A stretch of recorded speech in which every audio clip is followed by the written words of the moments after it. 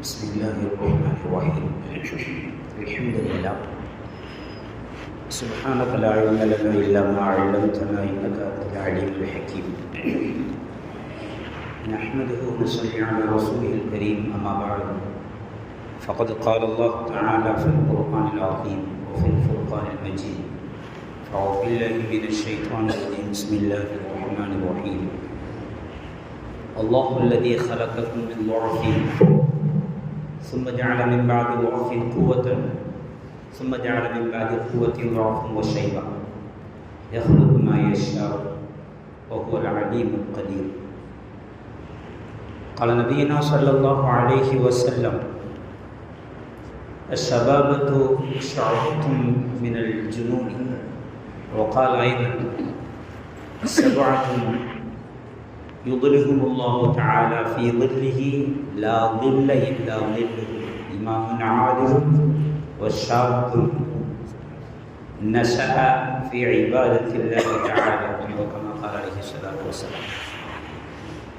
புகழ் அனைத்தும் அல்லாஹ்விற்கே உரித்தாகும்.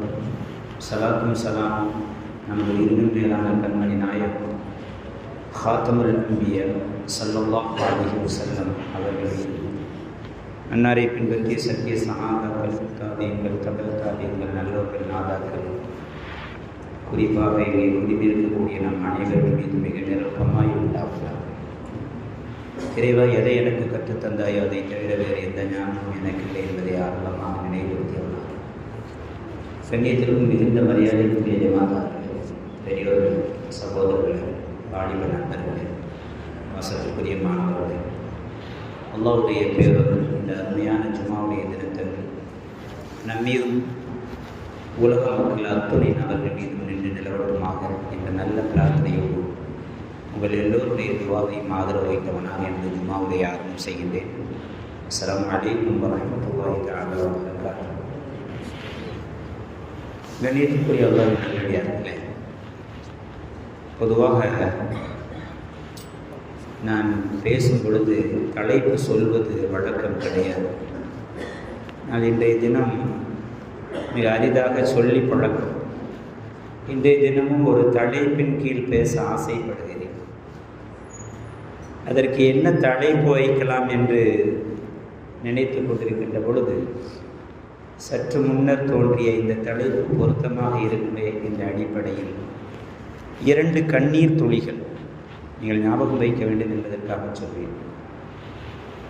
2 கண்ணீர் துளிகள் என்ற தலைப்பை என்னுடைய ஜும்மா உரைக்கு வைத்தவனால் அது என்ன 2 கண்ணீர் துளிகள்? 2 தாயினுடைய கண்ணீரில் வடிந்த 2 வகையான கண்ணீர் துளிகள். 2மே நம்முடைய கண்களிலும் கண்ணீரை வர வைக்கக்கூடிய அளவுக்குண்டான சம்பவங்கள் தான். ஆனால் எதற்காக நாம் அதிகம் அழுக வேண்டும், எதற்காக நாம் கவலைப்பட வேண்டும் என்ற சிந்தனையே இந்த வார ஜும்மாவுடைய சிந்தனையாய் எனக்கும் உங்களுக்கும் உலகத்திற்கும் நாம் சொல்லிக்கொள்வோம். அது என்ன 2 கண்ணீர் துளிகள்? அதை பார்ப்பதற்கு முன்பாக இஸ்லாம் கடந்து வந்த பாதைகளை நாம் சற்று பின்னோக்கி பார்த்தோம் என்றால், இந்த உலகத்தில் இஸ்லாமிய மார்க்கம் 1400 ஆண்டுகளுக்கு முன்பாக ஒற்றை மனிதரால் ஆரம்பிக்கப்பட்டு இன்று உலகத்தில் எல்லா நாடுகளிலும் யோகித்திருப்பதற்கு பல்வேறு காரணங்கள் சொல்லப்பட்டாலும் கூட இந்த இஸ்லாத்தை தாங்கி பிடித்தவர்களுடைய எண்ணிக்கையில் அதிகமானவர்கள் இளைஞர்கள். இளைஞர்களுடைய அந்த முழுமையான சப்போர்ட், அந்த முழுமையான ஒத்துழைப்பு இருக்க போய்த்தான் இன்றும் கியாமத் நாள் வரையும் இஸ்லாம் ஓங்கி ஒழித்து கொண்டே இருக்கும் என்பதிலே சந்தேகம். அப்படித்தான் கடந்து வந்தோம். யதார்த்தம். இன்னும் நான் சொல்ல போனால் ஆரம்பத்திலிருந்து நான் உங்களுக்கு சொல்லுவேன், உலகம் படைக்க ஆரம்பிக்கப்பட்ட காலத்திலிருந்து நம்முடைய முதல் பள்ளிவாசல் எங்கே கட்டப்பட்டது, எப்படி கட்டப்பட்டது எல்லாம் தெரியும். காபத்துல்லா ஷரீப் ஹஜ்ரத் இப்ராஹிம் அலைஹிஸ்ஸலாம் அவர்கள் கட்ட துவங்கிய பொழுது அல்லாஹ்விடத்தில் கேட்ட துஆ எப்படி தெரியுமா கேட்டார்கள்? யா அல்லாஹ், எனக்கு ஒரு இளைஞன் துணைக்கு வேண்டும். தன்னுடைய மகனார் இஸ்மாயில் அலைஹிஸ்ஸலாம் அவர்களை துணைக்கு அழைத்து கொண்டார்கள். 15 வயது நிரம்பிய பாலகர், இளைஞர் பருவம். அரும்பு விடத் தொடங்கிய அந்த இளைஞர் பருவத்தை பள்ளிவாசல் கட்டுவதற்கு துணையாக அமைத்துக் கொண்டார். வரலாறு பேசுகிறது, நமக்கு தெரியும். அதை தொடர்ந்து வரலாம். ஹஜ்ரத் மூசா அலைஹிஸ்ஸலாம் அவர்களை அல்லாஹ் தஆலா ஃபிரௌனுக்கு நேர்வழி காட்ட செல்லுங்கள் என்ற பொழுது இத்ஹபு இலா ஃபிரௌன இன்னஹு தகா என்ற ஆயத்தை இறக்கிய பொழுது மூசா சொன்ன ஒரு வார்த்தை, ஸல்லல்லாஹு அலைஹி வஸல்லம் மூசா அலைஹிஸ்ஸலாம் அவர்கள் சொன்ன ஒரு வார்த்தை என்ன தெரியுமா? என்னுடைய சகோதரர் வாலிபர் அவருடையும் எனக்கு துணைக்கு அனுப்பு யா அல்லாஹ். அவர் இருந்தால் கொஞ்சம் பக்கபலமாக இருக்கும். அல்லாஹ் ஆக்கிவிட்டான். 2 பேர்களும் சென்று நேர்வழிப்படுத்தினார்கள் என்பது வரலாற்றுடைய தொடர்கள். நான் உள்ளே போகவில்லை. இப்படி இஸ்லாத்திற்கு முன்பாக எடுத்தாலும், இஸ்லாம் தோன்றியதற்கு பின்பாக பெருமானார் ஸல்லல்லாஹு அலைஹி வஸல்லம் காலத்தை தொட்டு எடுத்தாலும் கூட இளைஞர்களுடைய பங்களிப்பு இருக்கிறது மிக மிக மிக மிக அற்புதம். பெருமானார் ஸல்லல்லாஹு அலைஹி வஸல்லம் அவர்கள் பல்வேறு விஷயங்களுக்கு இளைஞர்களை பொறுப்பாக அனுப்பியிருக்கிறார்கள். உசைமா, சஅத் ரலியல்லாஹு தஆலா சொல்லிக்கொண்டே போகலாம். எல்லாம் இளையப்பட்டால் இஸ்லாத்தை தூக்கி பிடித்ததில், இஸ்லாத்தை தாங்கி பிடித்ததில், இஸ்லாத்திற்கு ஒரு பிரச்சனை என்றால் முன்னோடியாக நின்றவர்கள் இளைஞர்கள் என்றால் அது மிகச் சரியான வார்த்தை. இன்னும் சொல்ல போனால் சுப்ஹானல்லாஹ், நாம் எல்லாம் கேள்விப்பட்டதுதான். இருந்தாலும் சபைக்கு பொருத்தமாக இருக்கும் என்பதற்காக நான் ஞாபகப்படுத்துவேன். முஸஅப் இப்னு உமைர் என்ற ஒரு இளைஞர், மக்காவினுடைய மிக பெரும் பணக்காரர். அவர் உடுத்த ஆடையை பார்ப்பதற்காக வீதியிலே மக்கள் அணிவகுத்து நின்ற வரலாறெல்லாம் நமக்கு தெரியும். ஒவ்வொரு நாளைக்கு ஒரு ட்ரெஸ் போடுவார். மிக அழகான இளைஞர். அவர் இன்று என்ற ஆடை போடுகிறார் என்பதை பார்ப்பதற்காக வீதியிலே அவர் தங்கியிருக்கக்கூடிய வீட்டின் வீதியிலே ஒரு கூட்டம் நிற்குமா? மிகை அல்ல, வரலாற்றுடைய உண்மையான நிகழ்வு. அப்படி பார்க்கப்பட்ட அந்த இளைஞர் இஸ்லாத்தினுடைய வாடையை நுகர்ந்த பொழுது எல்லாவற்றையும் துறந்தார். எனக்கு இஸ்லாம் தான் பெரியது, எனக்கு வேறு எதுவும் தேவையில்லை, நான் அடிமைப்பட்டு கிடந்த வேற எதுவுமே எனக்கு தேவையில்லை, இஸ்லாம் மாத்திரம் போதும் என்று எல்லாவற்றையும் தியாகம் செய்து வந்த முஸஅப் இப்னு உமைருடைய இறுதி காலம் உஹது யுத்த களத்திலே ஷஹீதாக்கப்பட்ட பல ஷஹீதுகளில் அவரும் ஒருவர்.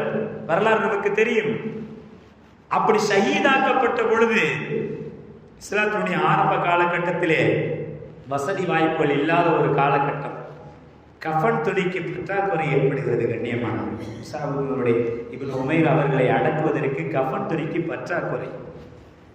தலையை மறைக்கிறார்கள், கால் தெரிகிறது, காலை மறைக்கிறார்கள், தலை தெரிகிறது. கண்ணீர் மல்க காரணம் நபி ஸல்லல்லாஹு அலைஹி வஸல்லம் இடத்திலே போய் முறையிடுகிறார்கள். யா ரசூலல்லாஹ், முஸஅப் இப்னு உமைருக்கு தலையை மறைத்தால் கால் தெரிகிறது, காலை மறைத்தால் தலை தெரிகிறது, என்ன செய்வது என்று கேட்ட பொழுது கண்ணீர் மல்க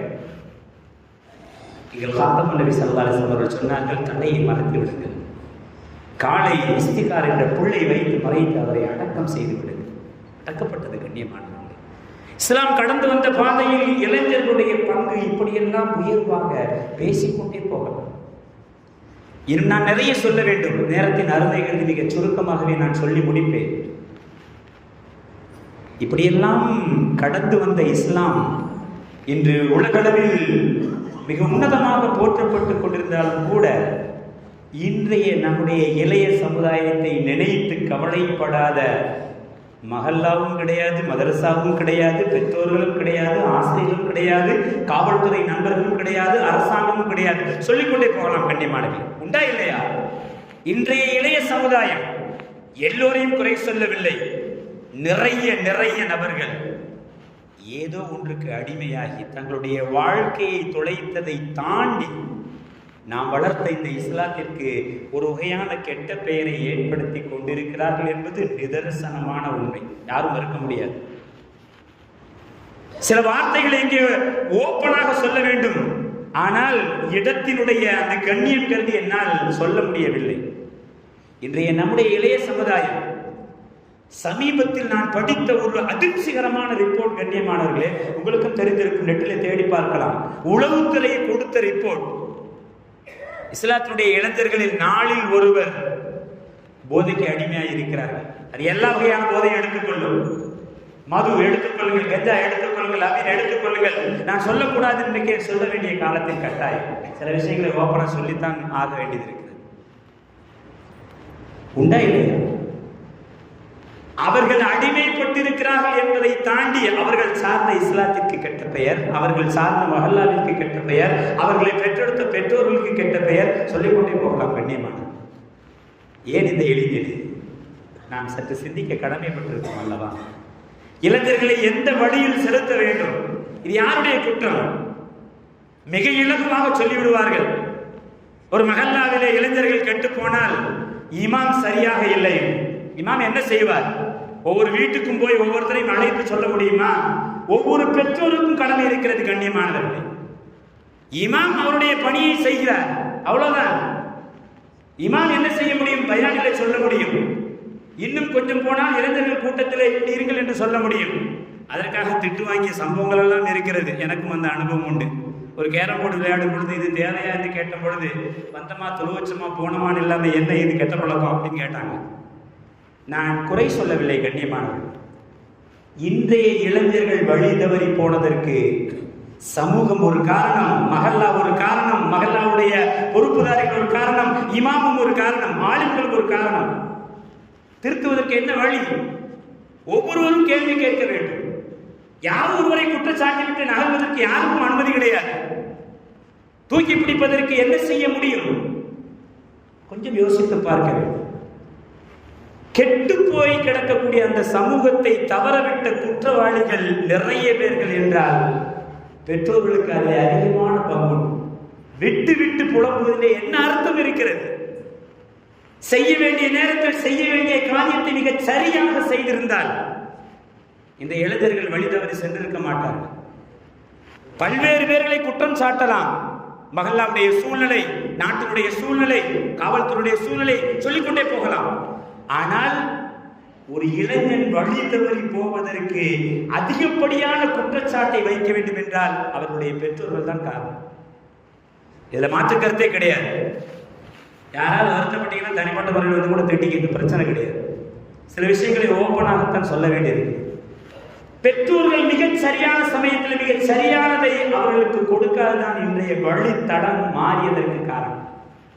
நான் ஏன் இவ்வளவு ஆதங்கப்பட்டு சொல்கிறேன் என்றால், சமீபத்தில் படித்த ஒரு செய்தி, சுப்ஹானல்லாஹ், எவ்வளவு வருத்தமான ஒரு செய்தி. நான் சொன்னேன் அல்லவா, இன்றைய தலைப்புக்கு 2 கண்ணீர் துளிகள் என்று வைத்துக் கொள்ளுங்கள். ஏன் அப்படி கண்ணீர் துளிகள் என்று வைக்க சொன்னேன்? 2 கண்ணீர் துளிகளுக்கு பின்னாலும் ஒரு தாயினுடைய கண்ணீர் தான். ஆனால் 2 மிக பவர்ஃபுல்லானது. 2இல் எது சிறந்தது என்பதை இந்த சமூகம் சிந்திப்பதற்காக நான் விடுவேன். எனக்கும் உங்களுக்கும் உலகத்திற்கும் சொல்லிக் கொள்வோம்.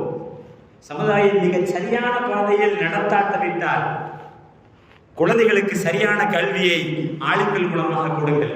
இளைஞர்களை நீங்கள் பள்ளிவாசல் பக்கம் திருப்புவதற்கு பகையானாலும் பரவாயில்லை, அடித்து சொல்லுங்கள். பெருமானா ஸல்லல்லாஹு அலைஹி வஸல்லம் அவர்கள் குழந்தைகளை அடிப்பதை விரும்புவதே கிடையாது.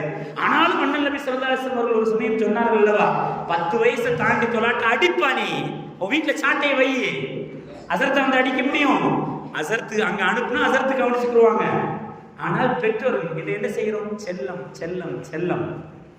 குர்ஆனை கற்றுக்கொள்ளக்கூடிய தலைமுறை இல்லை. அலிப்பா தெரியாத தலைமுறை உருவாகி கொண்டிருக்கிறது. மக்தப் மதரசாவிற்கு என்னவென்று தெரியாத தலைமுறை உருவாகி கொண்டிருக்கிறது. பெரியவர்களுக்கு கண்ணியம் கொடுக்கக்கூடிய தலைமுறை இல்லை. ஆளுங்களை மதிக்கக்கூடிய தலைமுறை இல்லை. சொல்லிக்கொண்டே போகலாம். எல்லாவற்றுக்கும் யார் காரணம்? நிறைய பேர்களை சொன்னாலும் பெற்றோர்கள் மிக முக்கியமான காரணம். நான் ஒரு பெற்றோர் தான், நீங்கள் ஒரு பெற்றோர் தான். நம் குழந்தைகளை மிகச் சரியான நேரத்தில் சரியான கல்வியை, உலக கல்வி 1000 கொடுங்கள், தவறே கிடையாது. மார்க்கத்தினுடைய சில கல்விகள் சரியான முறையில் சேரவில்லை என்றால் இது போன்ற விளைவுகளை சந்தித்துத்தான் ஆக வேண்டும். எல்லாம் காப்பாற்ற வேண்டும். அது என்ன 2 துளிகள், கண்ணீர் துளிகள். ஒரு கண்ணீர் துளி நம்முடைய இளைய சமுதாயம் எப்படி உருவாகி கொண்டிருக்கிறது என்பதற்காக நான் சொல்வேன். எப்படி உருவாக வேண்டிய சமுதாயம் இது எப்படி உருவாகி நிற்கிறது. முதல் கண்ணீர் துளி 3 நாட்களுக்கு முன்பாக எங்களுடைய ஆலிம்கள் தளத்தில் வந்த ஒரு செய்தி. மன்போசல் அரபிக் கல்லூரியிலே பட்டம் பெற்ற மஸ்லைகளுக்கு என்று ஒரு ஆலிம்கள் தளம் உண்டு. அந்த தளத்தில் வரக்கூடிய ஒரு செய்தி, பல்வேறு விஷயங்களை பரிமாறிக்கொள்வோம். அப்படி பரிமாறிக்கொண்டிருக்கின்ற பொழுது ஒரு ஆலிம் ஒரு செய்தி போடுகிறார். எல்லோரும் துவா செய்யுங்கள், என்னுடைய தாதியுடைய மகன் இறந்து விட்டார், அவருக்காக துவா செய்யுங்கள். அடுத்து தொடர்ந்து படிக்கிறேன். அந்த மகனுக்கு 15 வயது. 10th அரையாண்டு பரீட்சை எழுதிவிட்டு வீட்டில் இருந்தவர் இறந்து விட்டார். துவா செய்கிறார். செய்தியை பார்த்தவுடன் எங்களுக்கு பதறுகிறது. என்ன 15 வயசு பையன் விபத்தாகிவிட்டானா அல்லது காய்ச்சலா அல்லது ஏதோ தெரியவில்லையே என்று பதறி போய் இருந்தாலும் விசாரிக்கவும் முடியவில்லை.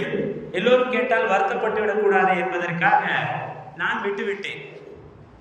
இருந்தாலும் நேற்றைய காலைய தினத்திலே நெஞ்சு பொறுக்கவில்லை. 15 வயது பையன். நம்ம வீட்டில் 10th படிக்கக்கூடிய எத்தனையோ இளைஞர்கள் இருக்கிறார்கள். இளைஞருடைய ஆரம்ப பகுதி அதுதானே. 8th முடித்ததற்கு பிறகு அவன் இளமை பருவத்திலே கால் வைக்க ஆரம்பித்து விடுகிறான். 10th படிக்கக்கூடிய ஒரு 15 வயது பையன் இறந்து விட்டான். என்ன காரணம்? ஆறுதல் சொல்ல வேண்டுமே என்பதற்காக, அவரிடம் நேரடியாக கேட்டால் சங்கடம் ஏற்பட்டு விடக்கூடாது என்பதற்காக இன்னொரு ஆளின் நம்மிடத்திலே கேட்கிறேன். இந்த 15 வயது பையன் எப்படி இறந்து போனான்? தூக்கிலிட்டு இறந்து போனான் என்று செய்தி. சூசைட். இன்னும் கவலை அதிகமானது. துனியா கிடைக்கவில்லை. 10th படிச்சு 12th படிச்சு நல்ல டிகிரி படிச்சு ஒரு நல்ல வேலையில் அமர்ந்து கஷ்டப்பட்ட பெற்றோர்களை காக்க வேண்டும் என்ற ஆர்வத்திலே படிக்க வைத்த அந்த அருமையான பெற்றோர்கள் எவ்வளவு கவலைப்பட்டிருப்பார்கள். துனியா போய்விட்டது, ஆகிரம் கிடைக்குமா? அதுவும் கேள்விக்குறித்தான். எங்கள் பெருமானார் ஸல்லல்லாஹு அலைஹி வஸல்லம் அவர்கள் எந்த ஒரு காலகட்டத்திலும் தற்கொலையை அனுமதித்ததே கிடையாது. அல்லாஹ் எல்லோருக்கும் அந்த எண்ணத்தை விட்டு காப்பாற்றுவாங்க. தற்கொலை செய்து கொண்டார். என்ன காரணம்? இன்னும் கேட்க ஆர்வம் தூண்டுகிறது, இருந்தாலும் பயம், இருந்தாலும் ஆளின் நகரத்தை கேட்டு என்ன காரணத்திற்காக தற்கொலை சொன்னார்? அவர் சொன்னார் பாருங்கள் ஒரு காரணம். சுப்ஹானல்லாஹ். பெற்றோர்கள் ஒவ்வொருவரும் யோசித்து பார்க்க வேண்டிய காலகட்டத்தில் இருக்கிறோம். கண்ணியமான இந்த மிக சர்வ சாதாரணமாக அடுத்தவர்களை குறை சொல்லிவிட்டு அகன்று விடுகிறோமே, கொஞ்சம் யோசித்து பார்க்க வேண்டும். என்ன சொன்னார் தெரியுமா? 10th பரீட்சை முடித்துவிட்டு லீவ் இருக்கக்கூடிய அந்த பையனை அவருடைய தாய், எப்ப பார்த்தாலும் செல்போனை நோண்டி கொண்டே இருக்கிறாயே, இரவு 10 மணிக்கு மேல் செல்போனை நோண்டி கொண்டு இருந்திருக்கிறார், எப்ப பார்த்தாலும் நோண்டி கொண்டே இருக்கிறாயே, அப்படி என்ன அதில் இருக்கிறது? கண்ணு கெட்டு போகும், உன்னுடைய படிப்பு கெட்டு போகும், 10th ரொம்ப முக்கியமானது, நீ படிப்பிலே கவனம் செலுத்து, படிக்காவிட்டாலும் பரவாயில்லை, இந்த செல்போன் உனக்கு வேண்டாம் என்று சற்று கடினமான வார்த்தையை அந்த தாய் உபயோகித்திருக்கிறார். உபயோகித்து அந்த செல்போனை பிடிங்கி வைத்திருக்கிறார். இதான் நடந்தது. ரூம்ல போய் அடுத்த நாள் எதிர்க்க தற்கொலை, சூசைட் பண்ணிக்கிட்டார் அந்த பையன். ஏதோ எங்கேயோ நடந்தது அப்படிலாம். ஆளுங்களுடைய ஒரு ஆளுடைய தாதியுடைய மகனுக்கு 3 நாட்களுக்கு முன்னால் நடந்த செய்தி. கண்ணியமானவர்கள், ஏகப்பட்ட உதாரணங்கள் இருக்கிறது. இளைஞர்கள் கெட்டுப்போன ஏகப்பட்ட உதாரணத்தை சொல்ல முடியும். உதாரணத்திற்கு ஒன்று சொல்கிறேன். அந்த தாயினுடைய கண்ணீர் எங்கோ அழுது கொண்டிருந்தாலும் கூட இதோ இங்கே நாம் பார்க்கிறோம். அந்த கண்ணீர் துளியை நாம் பார்க்கிறோம். அந்த தாயினுடைய கண்ணீர் துளி, ஐயோ என் பையனை இப்படி திறந்தால் திட்டி கூட இருக்க மாட்டேனே, செல்போன் நோண்ட விட்டு இருப்பேனே, செல்போனை அவனை வைத்திருக்கான் என்று சொல்லியிருப்பேனே, எப்படியோ புலம்பி தவிக்கிறார். அந்த தாயுடைய கண்ணீர் துளி நம்முடைய கண்களின் ஓரத்தில் கூட ஒரு துளியை வர வைக்கிறது. இது முதல் துளி. கண்ணியமானவர்கள், இதை கேட்டு நாம் வருத்தப்படுகிறோம். வருத்தப்பட வேண்டும் தான். ஆனால் இது போன்ற நிலை யாருக்கும் வரக்கூடாது. இந்த துளியை ஞாபகம் வைத்துக் கொண்டு இன்னொரு கண்ணீர் துளியையும் நான் உங்களுடைய ஞாபகத்திற்கு கொண்டு வருவேன். சுப்ஹானல்லாஹ். மிக விரிவாக சொல்ல வேண்டிய சம்பவம், நேரத்தின் அருமைகளுக்கு மிக சுருக்கமாக சொல்கிறேன். அலிமசருக்கு பேசினாலே அவர் 27க்கு முடிக்கிறார் என்று ஒரு கம்ப்ளைண்ட். அதற்கு பயந்து 1400 ஆண்டுகளுக்கு முன்பாக எங்கள் பெருமானார் ஸல்லல்லாஹு அலைஹி வஸல்லம் காலம், ஹாரிஸத் இப்னு சுராகா என்று ஒரு சஹாபி, 18 வயது நிரம்பிய ஒரு பாலகர்.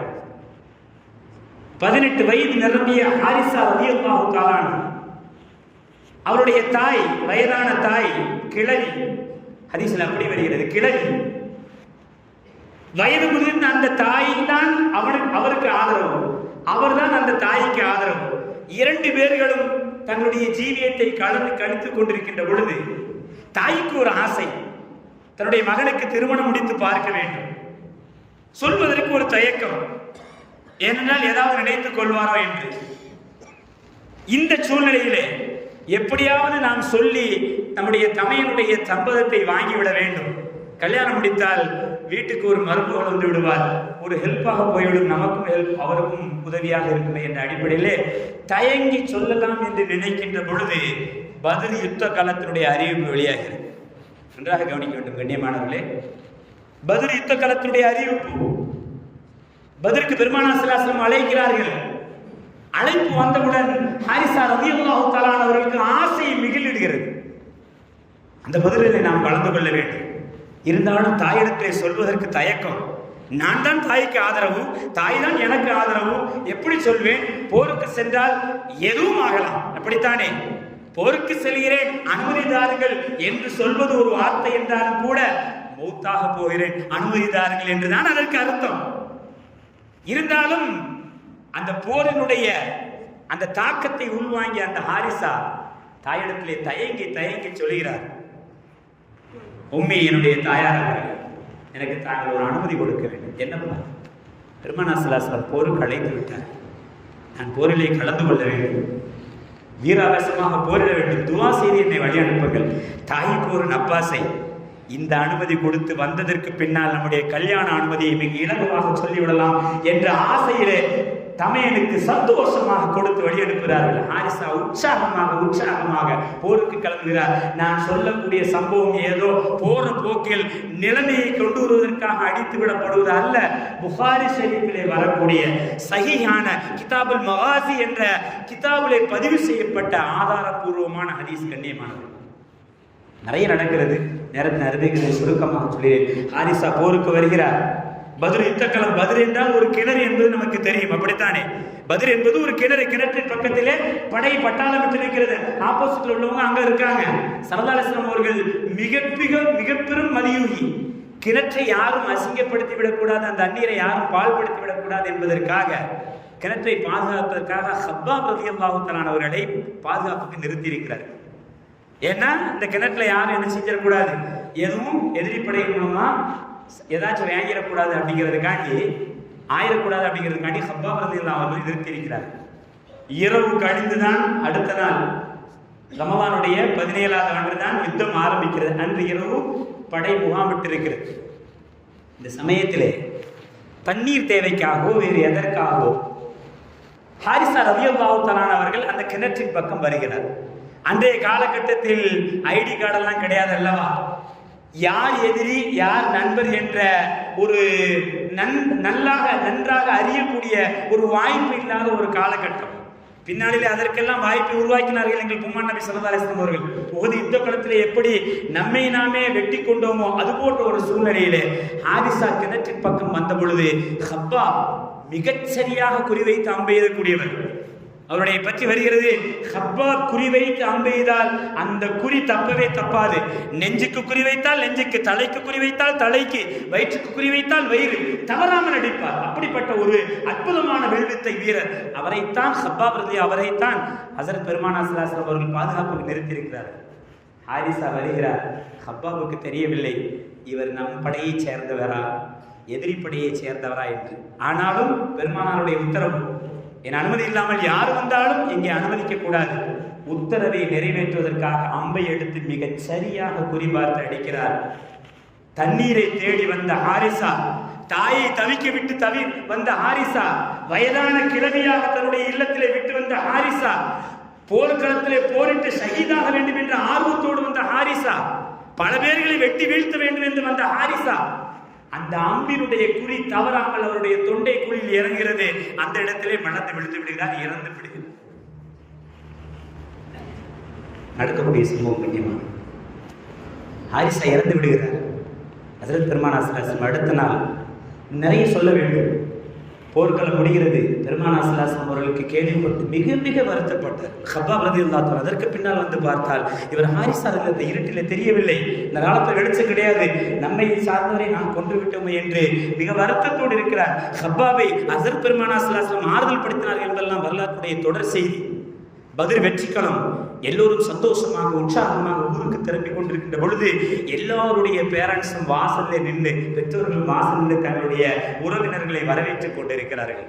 ஹாரிஸாவுடைய தாயாரும் நிற்கிறார். கண்ணியமானவர், ஹாரிஸாவுடைய தாயாரும் அந்த கிளை வயதான காலத்தில் தள்ள முடியாமல் அந்த இடத்தில் வந்து நிற்கிறார். எங்கே நமது குழந்தை, எங்கே நமது குழந்தை? ஒவ்வொருவரும் வரும்பொழுதும் உற்று பார்த்து வரவேற்றுக் கொண்டிருக்கின்ற பொழுது நம்முடைய குழந்தையை காணவில்லை. ஒருத்தர் வரும்பொழுது அவரிடத்தில் கேட்கிறார், ஆரம்பிக்கிறார், எங்கே என் மகன் ஹாரிஸா?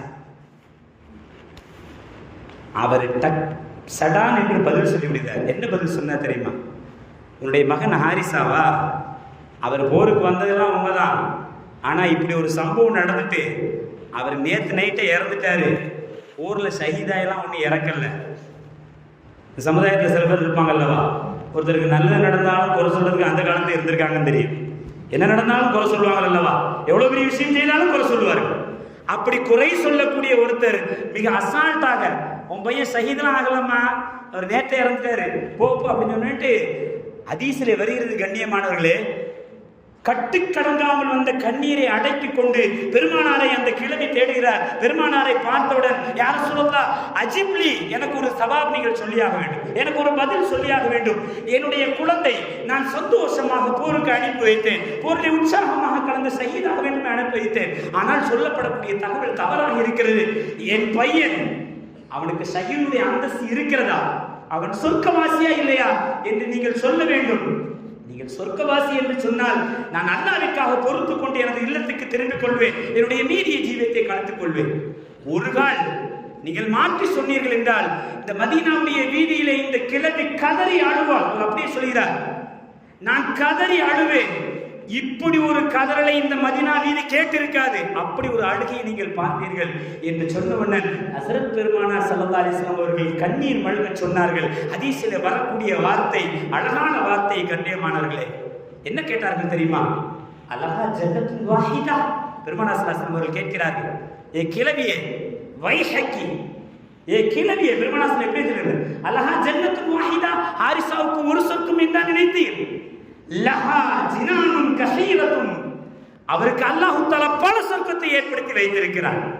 வஃபி ஜன்னத்துல் ஃபிர்தௌஸ், அவர் ஜன்னத்துல் ஃபிர்தௌஸ் என்ற சொர்க்கத்தில் நுழைந்து விட்ட செய்தியை ஜிப்ரீல் எனக்கு சொல்லிய அந்த சுப செய்தியை எடுத்துக்கொண்டு நீ போ கிளவியே என்று ஹஸரத் பெருமானார் ஸல்லல்லாஹு அலைஹி வஸல்லம் அவர்கள் ஆனந்த கண்ணீர் மல்க சொன்ன அந்த காட்சியில் அந்த கிளவியும் கண்ணீர் சொட்டி விட்டு அந்த இடத்தை விட்டு கடந்து சென்றார்கள். வரலாற்றுடைய தொடர் நிகழ்வு. கண்ணியமானவர்களே, இந்த கிழவியும் கண்ணீர் துளியை சிந்திருக்கிறார். 3 நாளைக்கு முன்னால் ஒரு தாயும் கண்ணீர் துளி, இந்த தாயும் கண்ணீர் துளி. 2 துளிகளில் எந்த துளி சிறந்தது என்பது சமூகத்தில் சிந்திக்க நான் விடுவேன். நம் சமூகம், குறிப்பாக இளைய சமூகம், இப்படிப்பட்ட தியாகங்களை எல்லாம் செய்த பொழுதுதான் இதோ இஸ்லாம் இன்று மேலோங்கி நிற்கிறது, உயர்ந்து நிற்கிறது. ஆனால் இன்றைய இளைய சமுதாயத்தை நினைத்தால் எல்லோருக்கும் கவலை இருக்கிறது. கண்ணியமான பாதை மாறி போதை பாதையிலே செல்லக்கூடிய இருக்கிறார்களா இல்லையா? ஒவ்வொரு குடும்பத்தில் உள்ள பெற்றோர்களும் கவலைப்படுகிறார்கள். என்னையும் சேர்த்தே சொல்லுவேன். வெளியே சென்று வீடு திரும்பும் பொழுது நல்லபடியாக திரும்ப வேண்டுமே என்ற எண்ணம் எல்லா பெற்றோர்களுக்கும் இருக்கிறது. துவா செய்வோம்.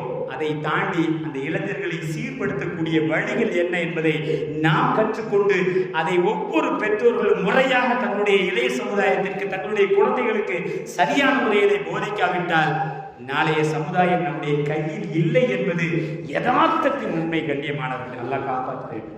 நம்முடைய இளைய சமுதாயத்தை அல்லாஹ் பாதுகாப்பான உளவுத்துறை ரிப்போர்ட் கொடுக்கிறது என்பதையெல்லாம் தாண்டி இந்த இஸ்லாமிய சமூகத்தை இவ்வளவு தூரம் கொண்டு வந்ததனுடைய பெரும் பங்கு எங்கள் பூமான் நபி ஸல்லல்லாஹு அலைஹி வஸல்லம் அவர்களுக்கு உதவியாக இருந்த இளைய சமுதாயம் என்று நினைக்கின்ற பொழுது போர்க்களத்திலே பெருமானார் மீது எந்த அம்பும் பட்டுவிடாமல் சுற்றி நிற்கக்கூடிய கூட்டத்தை பார்த்தால் 22 வயது 25 வயது இளைஞர்கள் தான் நின்று இருக்கிறார். அப்படிப்பட்ட இளைய சமுதாயத்தின் வழித்தோன்றல்களாக வந்த நம்முடைய இளைய சமுதாயம் இந்த எந்த பாதையில் சென்று கொண்டிருக்கிறது? நாம் சிந்திக்க வேண்டாம், அவர்களுக்கு சரியான வழியை காட்ட வேண்டும். காட்ட வேண்டும். கண்ணியமான ஒரே ஒரு விஷயம்தான், தயவு செய்து அல்லாஹ் அழகாக சொல்வான் அல்லவா, பெருமானார் சொல்வார்கள், சபஅத்துன் யதுலிஹுமுல்லாஹு தஆலா ஃபீ ظில்லிஹி லா ظில்ல இல்லா ظில்லுஹு இமாமுன் ஆதிலுன் வ ஷாபுன் நஷஅ ஃபீ இபாதத்தில்லாஹி தஆலா. அழகான வார்த்தை. அல்லாஹ் தஆலா நாளை கியாமத் நாளிலே, நிழலே இல்லாத நாளிலே ஒரு இளைஞனுக்கு நிழல் கொடுப்பான். எந்த இளைஞன் தெரியுமா? பெருமானார் ஸல்லல்லாஹு அலைஹி வஸல்லம் சொல்கிறார், எந்த இளைஞன் தெரியுமா? அல்லாஹ்வுடைய இபாதத்திலே, அல்லாஹ்வை திக்ர் செய்வதிலே, அல்லாஹ்வை வணங்குவதிலே, அல்லாஹ்வுடைய சிந்தனையிலே, பெருமானாருடைய சிந்தனையிலே தன்னுடைய எண்ணத்தை கழித்தவர் என்று பெருமானார் ஸல்லல்லாஹு அலைஹி வஸல்லம் சொல்கிறார். ஒவ்வொரு இளைஞனுடைய எண்ணத்திலும் 1000 இருக்கட்டும்ங்க, அவனுடைய எண்ணத்தில் என்ன வரணும்? தொழுகை நிறந்தால் தொழுகை வேண்டும், பள்ளிவாசல் செல்ல வேண்டும், பள்ளிவாசல் செல்ல வேண்டும், நல்ல விஷயம் நடக்கும்போது அதை கலந்து கொள்ள வேண்டும். இப்படி எண்ணங்களை ஏற்படுத்துவது அவனுக்காக உதிக்காது, அதை உதிக்க வைப்பது ஒவ்வொரு பெற்றோருடைய கடமை என்பதை நாம் மனதில் நிறுத்திக் கொண்டோம் என்றால் நிச்சயமாக நம்முடைய இளைய சமுதாயம் நாளை இந்த இஸ்லாத்தை இன்னும் இன்னும் உயர பிடிப்பார்கள் என்பதிலே எல்லோரும் சந்தேகம் இல்லை. அல்லாஹ் தஆலா அப்படிப்பட்ட இளைய சமுதாயமாக நம்முடைய இளைய சமுதாயத்தை மாற்றுவானாக. எல்லா வகையான தீமைகளை விட்டும் பாதுகாக்கப்பட்ட சமூகமாக நம்முடைய இளைய சமுதாயத்தை அல்லாஹ் பாதுகாப்பானாக. இஸ்லாமிய சமூகத்தை அல்லாஹ் தஆலா எப்படி இவ்வளவு நாட்கள் மிக உயர்ந்த கண்ணோட்டத்தில் கொண்டு வந்தானோ, இனி கியாமத் நாள் வரை நம்முடைய இளைய சமுதாயத்தின் மூலமாக இஸ்லாம் இன்னும் இன்னும் உயர்ந்து நிற்பதற்கு அல்லாஹ் கிருபை செய்வானாக. இந்த நல்ல துஆவோடு இந்த 2 கண்ணீர் துளிகள் எப்பொழுதுமே நம்முடைய கல்விலே வைத்து நாம் சிந்தக்கூடிய கண்ணீர் துளி சஹாபி பெண்ணுடைய கண்ணீர் துளியாக இருக்க வேண்டும் என்ற சிந்தனையை எனக்கும் உங்களுக்கும் உலக மக்களுக்கும் சொல்லி அல்லாஹ் அப்படிப்பட்ட கண்ணீர் துளியாக நம்முடைய கண்ணீர் துளியை ஆகுவானாக. அதாவது கவலையின் மூலமாக கேவலத்தின் மூலமாக வரக்கூடிய கண்ணீர் துளி விட்டு அல்லாஹ் பாதுகாப்பானாக என்ற துஆவோடு உங்கள் எல்லோருடைய துஆவையும் ஆதரவை தெரிவு செய்கின்றேன்.